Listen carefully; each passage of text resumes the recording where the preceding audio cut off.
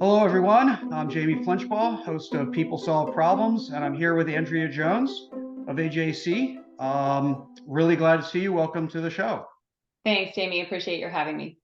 So we've known each other for a while. We've never really had a chance to work integrally with each other, but with your company, which you founded in 2006, you provide effective project management and change implementation based on the time value of life. And you're in the process, and I think this is pretty cool, rolling out and deploying, I'm sure what was an evolution, your own framework called Executeagility.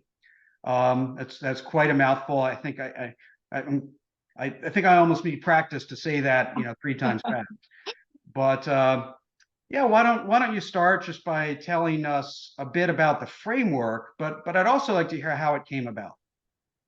Yeah, thanks for the opportunity. So why am I here talking to you today about this framework? First, I appreciate the invitation to be asked. So that's the first reason I'm here.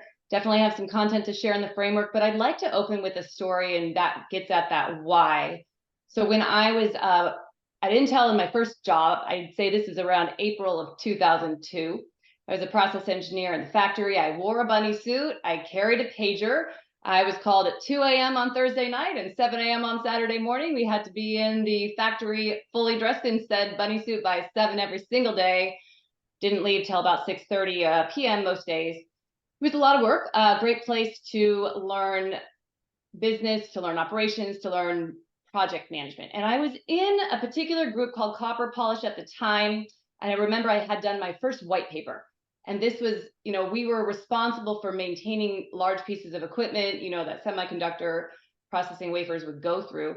And as process engineers, we just needed to not only maintain the status quo, but also improve it. So how could we do it faster? How could we do it better with fewer defects and that type of thing? And I'd been in that group for about, I don't know, maybe 9 months. And I'd spent 3 or 4 on this particular white paper, this particular improvement project that I had shepherded through. And I followed what I thought was the right structure, the right framework, the way to do it. And I took it to the virtual fab, the process change control board on I a remember Tuesday that. afternoon at 4 p.m., possibly later because we all worked till 6, as I already mentioned. And I remember I was the only person from my group there, the only person from my group and my factory. And we had to present, and this was on like one of those spider phone things, there were no shared screens at that time, to people in other factories. So there was California, there was New Mexico, Arizona, Hudson, possibly Israel and Ireland as well.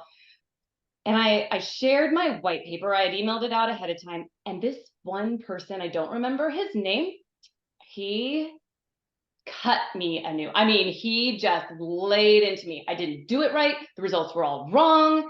Everything about it was wrong. I needed to take it completely back to the drawing board. And who did I think I was?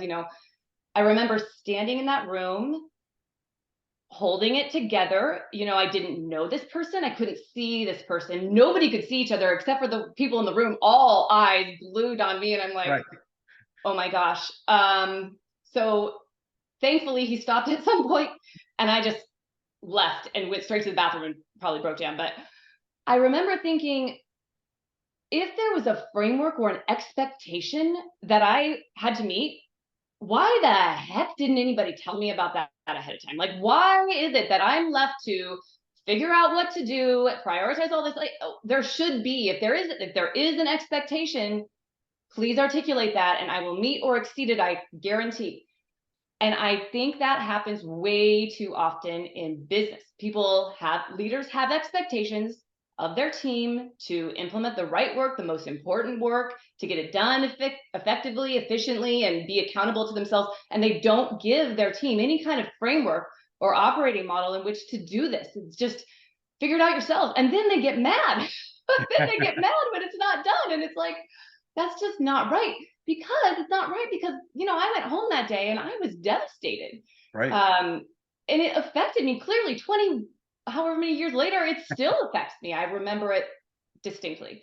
And that carries through our personal lives and that carries to the whole world. So if we can shift that around by giving people an opportunity to shine at work, giving them expectations that are clear and a way to implement or execute those expectations that's structured, I think it will really lead to people being more productive. They're happier at work.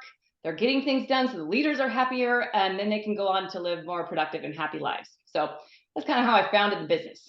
Yeah, well, I love that, and of course, a lot of those stories between the bunny suit and the white papers and the change control board are very familiar to me. But I'll just say, you know, in addition to the employee side who's putting it together and presenting it, I've sat with leaders numerous times where they don't know what to expect from a presentation, and so they ask a question and the person says, "Oh, that's on the next slide," and then they ask another question, "Oh, that's on the slide after that," and I still remember one leader from Intel said, "You know, when I know what the framework is, I can relax because I know how the information is going to come to me."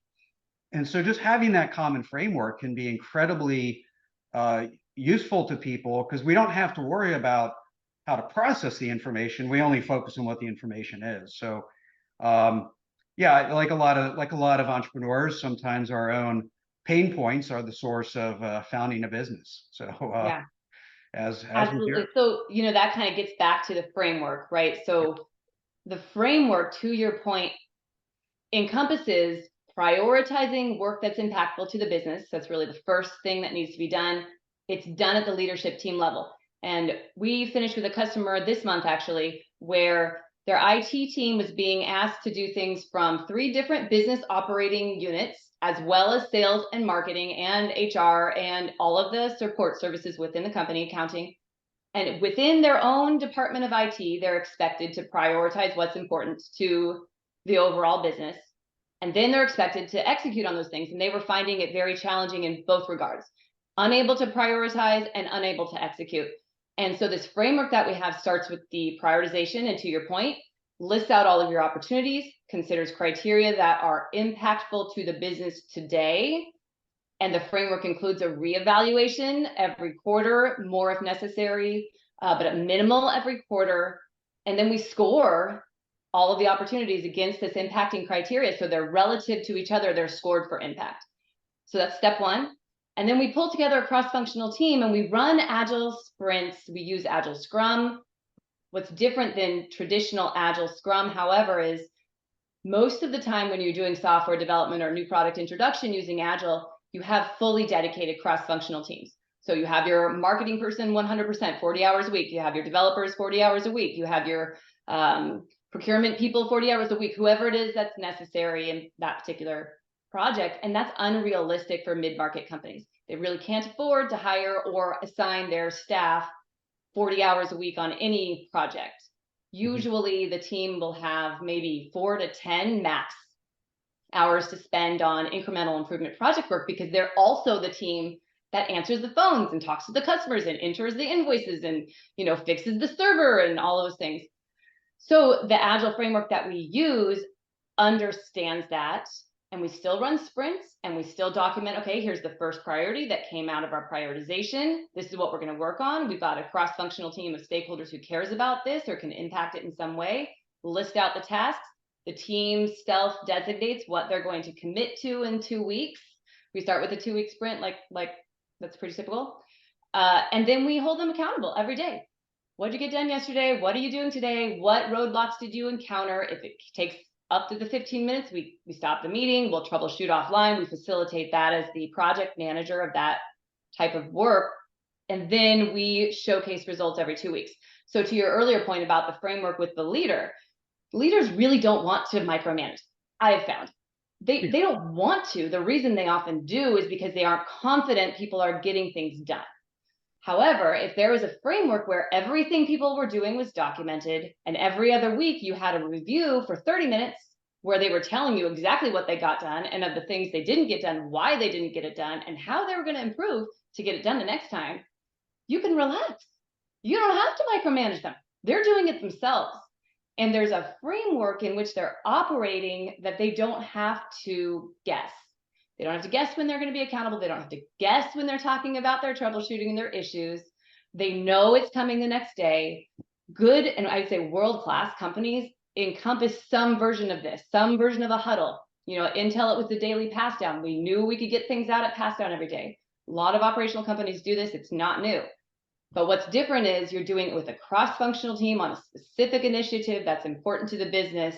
And then you're reiterating it as you get things done and reprioritizing every quarter. So it's a very structured framework, no guessing as to how you do the work. The sky's the limit on what you can get done with it. Yeah, absolutely. And I like the point around micromanagement. I wrote a white paper about a good management system is an antidote to micromanagement, because again, they don't have to put their head on their pillow wondering what they're missing, right? They know what's going on, they can relax. And so, yeah, for most people, the goal isn't to micromanage. It's out of fear, concern, and commitment to the organization and their goals. But without knowing, they've got to go look everywhere, right? So this might be an unfair question, but we didn't prep our how we would dig into this framework of yours in advance. So how much of the value is it the framework itself and the work you do in the framework? How much does the framework just encourage the right behaviors? I think that's probably most of the value, Jamie, to your point. Companies that already operate well and have something similar they use, I wouldn't try to sell to them. What I found is that most companies, unfortunately, don't in this mid-market category that we are targeting. Yeah. I talked to another colleague of ours, actually, another LGO, Jen Felch, the other day. She's the Chief Information Officer at Dell Technologies. And I hope she doesn't mind that I'm talking about our conversation. I don't think so, because she said they really prioritize what she called 2 highways at a time. She said 2 major initiatives. They might have some sub roads, on ramps and off ramps, but only 2 at a time, because any more than that and nothing gets done. Right. So I do think that if companies are already disciplined and they have a methodology, that's great. This works for people who don't, and it's pretty easy to absorb. Yeah. So that discipline in the story about Jen is an important thing, because I have, even on my own Trello board where I keep track of my to-do items, I have a WIP limit of 2. I try not to be working on, and these aren't transformation projects. This could be call the doctor, but whatever those items are, there's got to be a WIP limit. And I talk about prioritizing finishing things, right? Because you get them done, you can start other things. So I might just ask about the prioritization itself. How do you go about that? Do you get super rigorous about, sort of an analytical prioritization, or is there some intuition along with it as well? How do you get people through that tough challenge? Yeah, that's a great question. How do you do the prioritization? With customers that have not prioritized before, we don't try to get too analytical.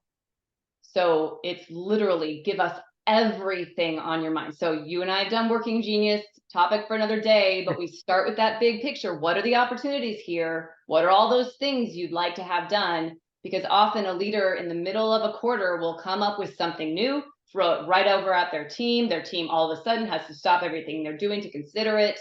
So we try to get ahead of that with companies who've not prioritized before by putting it down in writing, all the things on their list, and giving them that list. If you come up with something in the middle of the quarter, don't go disrupt your team, put it on this list, right?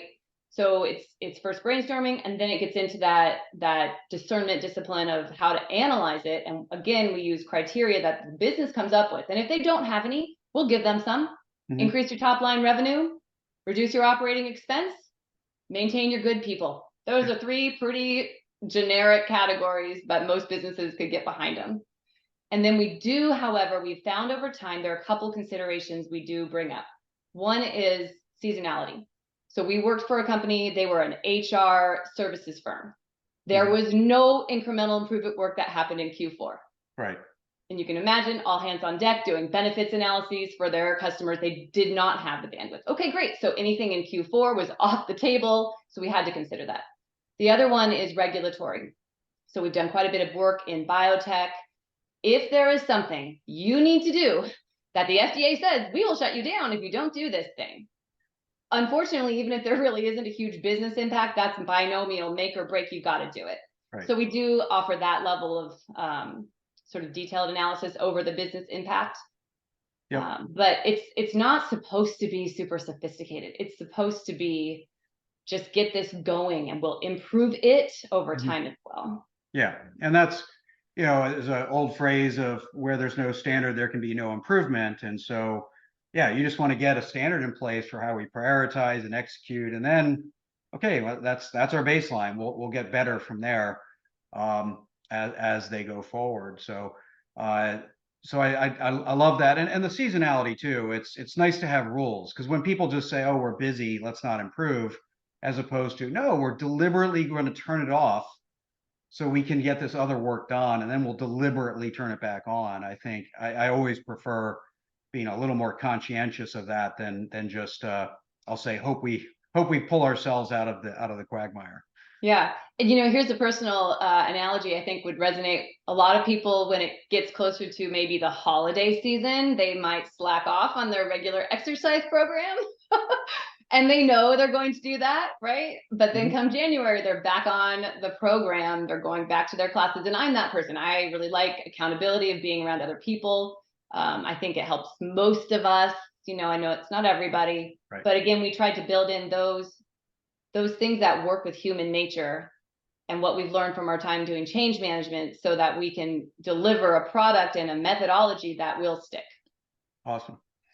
So we're almost out of time, but let me just ask about the client side, because of course we've both been on the service side working with clients, and you're going to do everything you can to help them be successful. What's on their side? What's critical for your client to be aware of or cognizant of or take accountability for the engagement to be successful? Yeah, that's a great question, and I wish they would all ask me that. I think the most critical thing for them is to participate and have a little faith in the process. So if they will, we're not asking way too much time from them, we don't think. They will show up for those prioritization meetings. We've built in, here's how you educate your company. We can't be the ones to tell them why you're doing this. We can give you the words and the language, but you need to have some skin in the game here too. So I give a interesting, anecdote. Imagine, Jamie, that you're throwing a party in your backyard for, one of your kids' graduations or, something. And you have outsourced the decorations and sending out the invitations and the catering and even the setup. You've outsourced the cleanup. But if you don't show up to your own party, who's going to believe it was your party? Right? So I tell companies this. We can help you with the framework and the structure. We can tell you what to say. We'll run your meetings. We're going to make sure you do the thing. However, you need to be the one to tell your team, this is what we're doing. Here's why we're doing it. We're investing because we want to be better. I am here with you. I agree with this. And I'm going to make sure that everybody is supported in it.